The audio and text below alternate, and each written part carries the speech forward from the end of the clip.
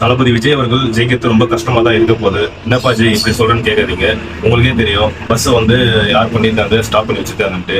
ரெண்டாவது ட்ரெயின்லையும் போக முடியாது, சும்மா நாள்லயே போக முடியாது. ட்ரெயினில் ரொம்ப கஷ்டமா தான் இருக்கும். அதுவும் எலெக்ஷன் டைம்ல கண்டிப்பா ரொம்ப கஷ்டமா தான் இருக்கும். எவ்வளோ கஷ்டப்பட்டு பஸ்ஸில் தூங்கிக்கிட்டு நைட்டு ஃபுல்லாக தூங்காம இந்த மாதிரிலாம் வந்து யோசனை பண்ணி ரொம்ப கஷ்டப்பட்டு தான் நம்ம பசங்க எல்லாமே போகிறாங்க. கஷ்டப்பட்டு பெரியவங்க சின்னவங்க எல்லாமே.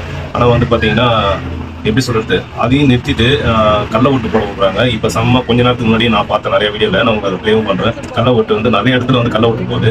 இது ஏன் அது பஸ் ஸ்டாப் பண்றாங்க அப்படின்னு கேட்டா, பஸ் ஸ்டாப் பண்ணாங்கன்னா அங்க ஆள் போக முடியாது. இப்படி ஆள் போக முடியாதுன்னா அந்த ஓட்டை வந்து கள்ள ஓட்டா போட முடியும், அதை போட்டுருவாங்க. அதுக்கப்புறமா பூத்துல என்ன சொன்னாங்க, கள்ள ஓட்டை போட்டாங்க, நீங்க ஒரு ஸ்லிப் எரிக்குங்க, நாங்க அப்புறமா அதை கவுண்ட் பண்ணிப்போம் அப்படின்னு. ஆனா அவங்க கவுண்ட் பண்ணுவானா பண்ண மாட்டானா நமக்கு தெரியும். இவ்வளவு நமக்கு ஜெனரல் தெரியாது, அதுவும் ஃபேக்கா. அப்புறம் வந்து பாத்தீங்கன்னா டிவிக்கு மட்டும் ஓட்டு போட்டவே கூடாது, எப்படிலாம் பரவாயில்ல அப்படின்ற மாதிரி கான்செப்ட்ல இருக்கிறாங்க. அதனால வந்து தளபதி விஜய் வந்து அவ்வளவு கஷ்டப்பட்டு பொதுமக்கள் போய் ஓட்டு போட்டு ஜெயிக்க வைக்கணும்னு நினைக்கிறாங்க. ஆனா அதுவும் சாத்தியமா இல்லை தமிழ்நாட்டில். அதே மாதிரி வந்து ஆகிப்போச்சு. அதாவது எனக்கு வந்து நம்பிக்கை ரொம்ப கஷ்டமா, நம்பிக்கை இல்லை. ஏன்னா வந்து கள்ள ஓட்டு அதிகமாக போட ஆரம்பிச்சிட்டாங்க. ஒன்று இதுக்கப்புறம் ஃபைட் பண்ணி எலெக்ஷன் வந்து அப்ளை பண்ணணும். இல்லைன்னா வந்து ஒரு நாள் சேர்த்து மறுநாளும் எலெக்ஷன் நடக்கிற மாதிரி பண்ணணும். இதான் வந்து இதுக்கு சொல்யூஷன்.